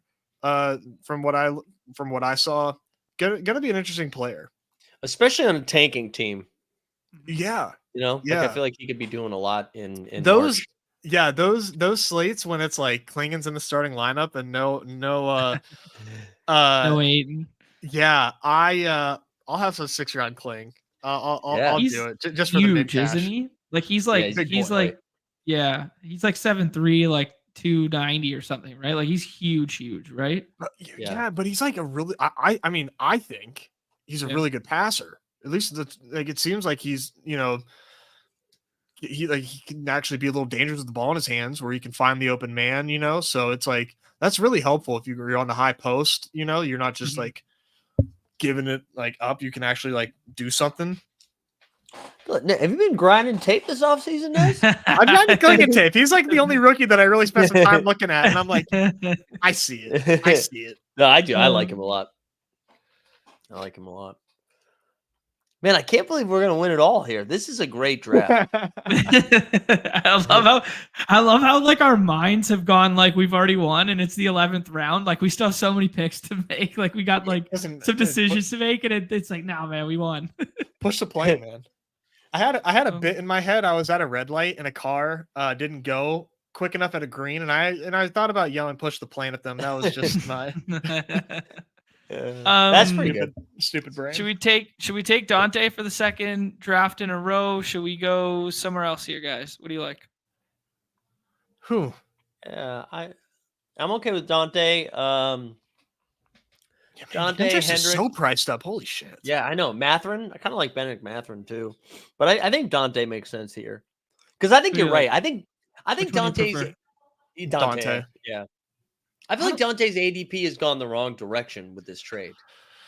I agree. I think he was kind of always like, hey, I think we're really overrating like overestimating what the minutes are going to be in New York. And now he goes to Minnesota where the rotations are much more normal. And I think he fits a very specific need for them where like they could use a shooter, I feel like. Yeah, I think people thought he was starting and he was not going to start for the Knicks. No way. He was coming off the bench, and there was even rumblings like he was okay getting moved because he was like, yeah, I didn't want to take a step back minutes wise. Yeah, I know. That's what I was like hearing too. So, depending on what their plans are for him, it just feels like no question that he has, maybe not no question, but I guess in my opinion, like no question that he has a path to more minutes. Right. I haven't taken any Rui. No, which I know he's going to be starting, but I just don't see the ceiling for him. I just don't even if he was a starter. Wow. Oh, come on, John. Let's get your guy. Go get your guy. I know it's ahead of ADP. Go get. Who do I want? Not to get political. Go get Jonathan Isaac. Sir Isaac. Yeah, let's go. How about this for you want a Galbrain thesis on Jonathan Isaac? He's doing this season. I mean, first off, got to see him in the playoffs, got to taste a playoff ball. Awesome. A little bit healthier. He's doing it this season for his boy AJ Griffin. He wants to put on for AJ. He wants to show the world that you can love Jesus and basketball at the same time. It is possible. Nobody said it was possible. Nobody said it was possible. I thought you were going to say because it's an election season that he's going to really, like in November, is just going to play his best ball out of his mind. Yeah. I will die on the hill that Jonathan Isaac is the best player I've ever seen at Summer League. I will die on that hill. I won't fight you. Yeah. Also, yeah, All-Stars is really making Numi work today. Like he's gonna have to sweat this one out where he's like, good pick. Ben Simmons. He's tiptoeing the line, right? Like, yeah, he is towing the line. Big time. Like maybe they don't cancel this draft, but they reach out. They reach out to All-Star and be like, hey man, is everything okay? Yeah. How was your day, dude? Yeah. Where were you at this point in time? We just need a little context check. It's not a draft throwout. It's just a context check. An underdog wellness check. Yeah. Man, Benny Math going up here and stuff like that. You talked about him maybe over Dante there. I mean, how much better could that Pacers team been if they had him instead of like Nembhard Nembhard played pretty well, especially Nembhard was awesome in the Knicks series there, but he was getting fucking cooked by Brunson. Like, he was getting cooked, and like they could have used a little more versatile guard in those situations. Yeah. I think Matherin's like just a nice lever they can pull now. Like that's you know what I mean? Where it's just like, hey, if he's got it tonight, let him go. And if he doesn't, they still have an offense that makes sense. I was comparing the Pacers like regular season offense to like a baseball team facing a knuckleball pitcher. Okay. Where it's like you don't see this from anybody else, and then all of a sudden you have this team that's like, hey, we're just gonna run as fast as we can for an hour, and like good luck. And it's not like they're such a fun team off at like fantasy wise. It's always so fun because they're just flying up. They can have like 3 or 4 guys get there that night. That's true. Jessica's right that Brunson does cook everyone. True, but like that series, I don't know, it was just so apparent to me that like Hallie was just settling so much for just jacking up bad threes. And then anytime they needed someone to get to the rack, it was like they were trusting Nembhard. And I'd rather have Matherin in that ball handling role to get to the hoop. I don't know. That's just me. That's crazy. Well, that's Canadian on Canadian, right? So wow. I do have trouble with them with the indie guards. I don't take a lot of the indie pieces that are like the ancillary, obviously outside of the big 3 there with Hallie, Siakam, and Turner. Just because like in dailies, I just feel like you never need them. So like that's like I just have trouble with them. Yeah, we got a lot of wings to choose from here, guys. We could do the Marcus Smart thing again. We could do Io. We could do. I actually think this is where Clowney might make a little bit more sense, seeing him fall this far down. Like, okay, I don't know anything about Clowney. I'm not gonna lie. Clowney's basically ball nowhere. Yeah, I think Clowney's fine. All right, let's do it. Clowney is going to get some run before they give up, but then when they give up, he's going to be a god. Perfect. What's his game? Because we need backdated production on this team because of those 2 Orlando wings in the finals. That's right. There we go. I'll be honest. I thought Noah Clowney was more of a big. He's 6'9". Okay, all right. Then I feel a little bit better. They have him as a forward on ESPN. 20 years old, average 6 points for 6 and 3 and averaging 16 minutes a game. Okay. There we go. Beautiful. Out of Bama. First round pick. Okay. Here we go. I'm pissed about nothing but the Tad. I'm learning. Strong cheekbones for my guy Noah. Yeah. I'm with Nick too. Like, I'm with Nick that those indie pieces, like in the late drafts, really are just Hallie insurance. Like if he goes down, then Nembhard, TJ, Matherin all really pop. And because we still don't know how healthy Halliburton is. Like even when he was done with the Olympics, he was still a little dinged up. You're right. That's a good point. Actually, Maybe it's speaking an of unsustainable style of play. Mm. That's a think piece. Gentlemen, we got 6-5-3 thus far. We're done at big, or do we need a fourth on this roster? Do we handcuff our big? Yeah, yeah. I'm thinking through what we should do with some of these picks here. They're gonna bring back. It's gonna be like the too high movement in basketball or in football, where like now like the power forward is back, and the too high game in Portland's gonna cook. While we're on the clock, I really do still. I know I mentioned last time I was here that Khalil Ware pick in the 15th round. I was seeing him go early in the 14th, and that didn't make as much sense to me. But like again, when we're already comfortable at the wing position, this guy is just pure upside and challenging Jonathan Isaac for the best summer league player of all time. By the way, true. 26 and 11 box score in his bag. All right. Yeah, come on. I like it. Baller. Summer League champion, right? Didn't he raise the Summer League banner? Seems like them. Seems like something they would do. Yeah. They got that and the COVID banner side by side. Yeah, I'm with you, Mag. I like stock COVID upside on him. up. He's gonna be and he's gonna be playing backup big minutes, man. He's gonna be playing over Thomas Bryant. We get a big at a wing position. No, that's a really good point, actually. He's 7 feet tall. He's huge. Wow. I like it now. All right, 6-6-3. This last pick gonna be guard then?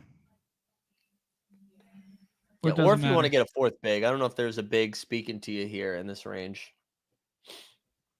Yeah, Kling with Ayton definitely does not feel like the move. No. Precious Achua was really fun for like a week. Yeah, he was. What do you think about like the most 90s name of all time there with Ron Holland? Sure. I don't know. I mean, like Detroit is 19 years old. I don't know what to do with this kid. Yeah. 5th overall pick. Ooh, there's that Jalen Smith piece right there.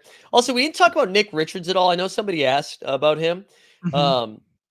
If, the guy that I've drafted 30% of the time this summer happens to be hurt again, Nick Richards probably starting the starting 5 for Charlotte. So, yeah, we don't get late swaps in best ball, right? If they're out at the beginning of the season, do I get a... Unfortunately not in this format. But yeah, I remember playing a good amount of Nick Richards last year. Yeah. I don't know. I think I would, if we were going to take a big, I think I'd rank Jalen Smith ahead of him. Okay. I don't know. I'm thinking guard here, but that was just me. Let's look at some guards. Grady Dick. Who else we got down here? I took a couple shares of Scottie Pippen Jr. this week because I read some bullshit Twitter thread about Marcus Smart not showing up to media camp, and then sure enough, he was there, baby. I wonder, too deep in the weeds. Yep. Oh, I don't see. What about like? I kind of was thinking about Bruce Brown the other day, just because like used to like him, and then last year just like really burnt me. So he's gonna miss the first like month or two of the season, I think. I mean, he just underwent a knee thing. But I do like that's Bruce no Brown, good. That's no good. Yeah. Nick keeps pumping the Deuce McBride. I think he already got drafted, but did he? Yeah. I think Gallagher took him. He did. Yeah. Smart man. Also, this is a gross one. Terrence Mann is going to play 38 minutes a game this year. Right. Yeah. He just got the bag. Yeah. And they don't have anybody. Mann bag, but the Terrence Mann got it. They can't tank because OKC's got their pick. Oh. Right. Yeah. That's that. I actually like that. Okay. OKC's going to end up getting Cooper Flag, and it's going to be over. But yeah, that can't be done. I've been taking some Terrence Mann because of that. I like that. I'm cool with whichever way you guys want to go. Unfiltered said Mann isn't him. I know, but I don't think anybody is him in the in this round. That's just tough, right? John, you kind of mentioned once Cole Anthony. Yeah, we can do that. Little Mickey Mouse energy. Yeah. Pair him I up actually with Isaac. don't Okay, who do you guys want? really hate that. Let's not Yeah. take another Orlando piece. I don't think. Okay. Let's get some man. Let's do some Terrence Mann. Okay. Come on, let's get So some. Kawhi's not gonna play like every game, obviously. Terrence Mann feels so flory at the end for like this roster. Like it doesn't sound that sexy, but like I kind of think it's probably the best pick. Find me a sexy pick.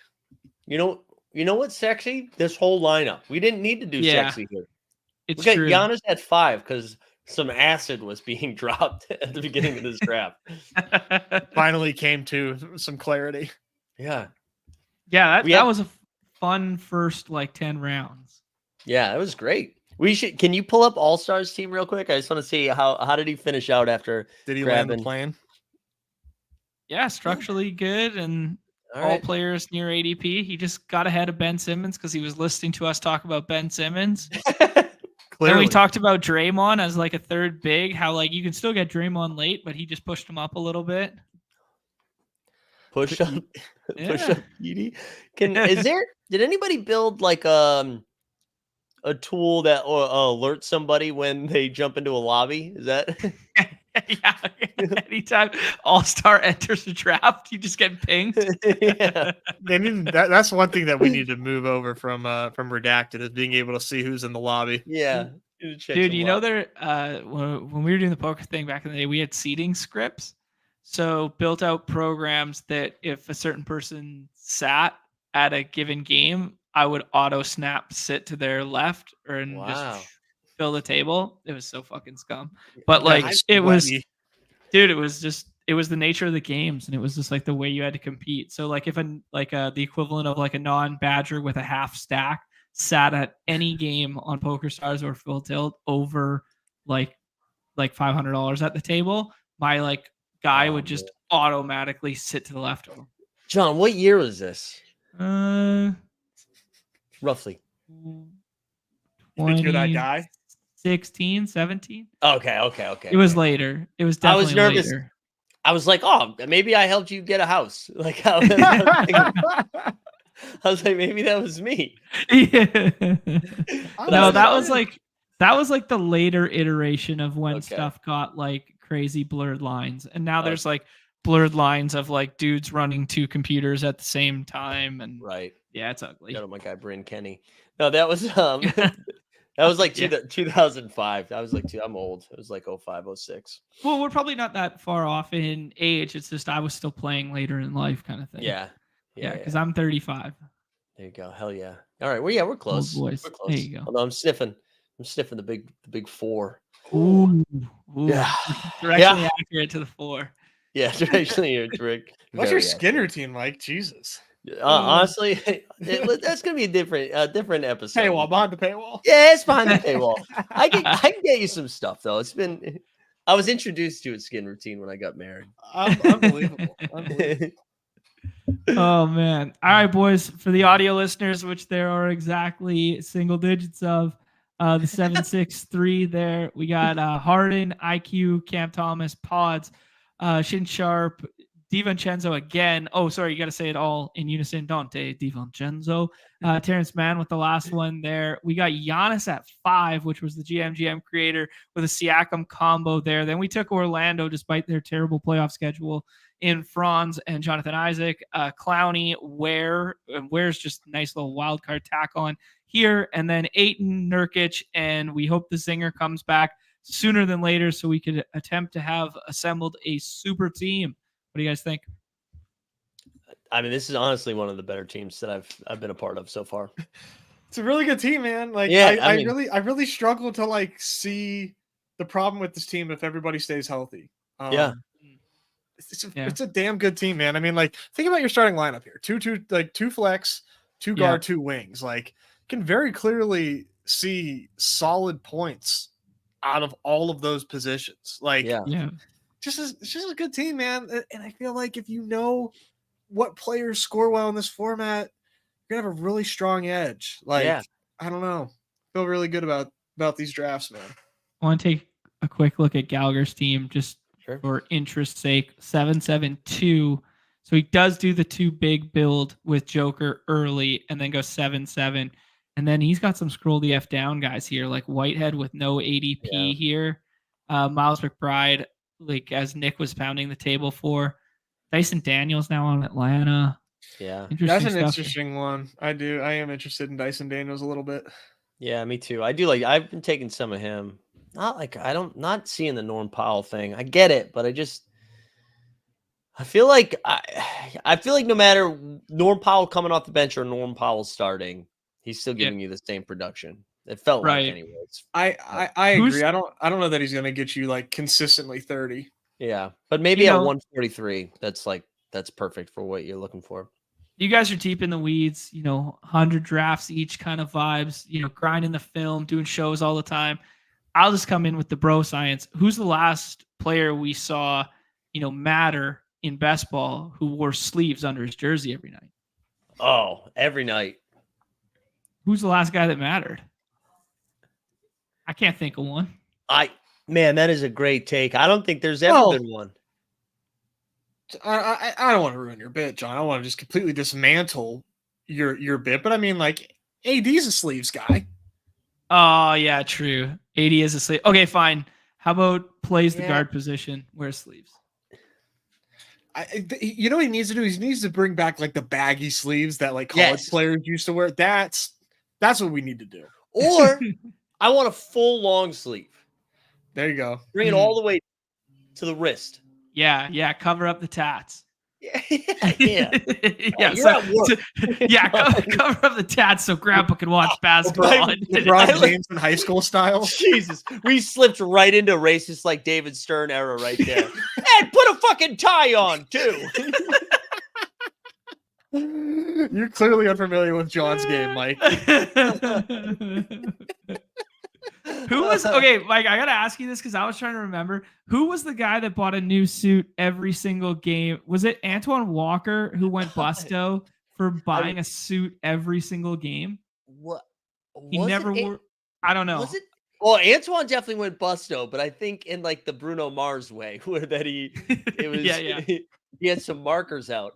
Is it? I don't know if that's it. That's great if it's Antoine Walker. I love if the Walker Wiggle had a new suit every single game. There was someone directly from that era who wore a new suit every game, refused to ever wear the same one again, and it was the era where they wore suits to every game, kind of jam. He definitely had. I mean, a quick Google of Antoine Walker suits and you get Antoine Walker 100 million on exotic cars. So I mean, I'm sure the suits were just like a minor factor, right? Yeah, and but shout out Antoine Walker, a lot of good memories. That's a tough Google search, man. That's tough. Like if you you ever Google yourself sometime, like Antoine, imagine Antoine going through that routine. He's like, oh man, 100 million.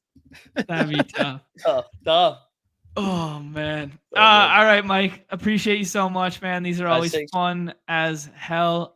Can't wait to get in the double dribble streets for the next 2 weeks here. We got 20 days until tip off, so lots of time for you guys to still get in here, though we may have just drafted the winner on stream. Wrap. I'm excited. Yeah, thanks for having me on, guys. This was fun. Good to again be 100% of your full exposure so far. Underdog. We were a joint account. Yeah, Underdog's coming for me. Knew he's gonna shut me down if I keep only drafting drafts with you. You're in trouble. Oh man. All right, gents. Do us a favor, guys. Hit that like, hit that subscribe, that notification stuff on your way out the door. We're gonna do a paywall one tomorrow there. It's going to be baseball and primetime Palooza. It's probably going to be in the earlier time slot to accommodate the fact that the baseball slate starts early. So look for it, 12 p.m. Eastern, and then off and on the clock with Pete on Friday, 2:30 Eastern. There we'll run through the whole weekend slate for you guys. And then Winter Circle on Monday. We do it all over again, that sort of deal. We'll be sure to have Mike back, maybe even again before the season starts. But if we can't make it happen, definitely for some daily stuff in the future. They're getting really excited for daily hoops, one of our bread and butter on the program. Need it. I need daily hoops back in my life. So do I, actually. These But these football streets are tough, man. There's too They're much not. information out there. It's not been successful. But I'm having a great time. Sounds like it. All right. For Mike, for Nez, I'm John, everybody's favorite time of the show. The end. Peace.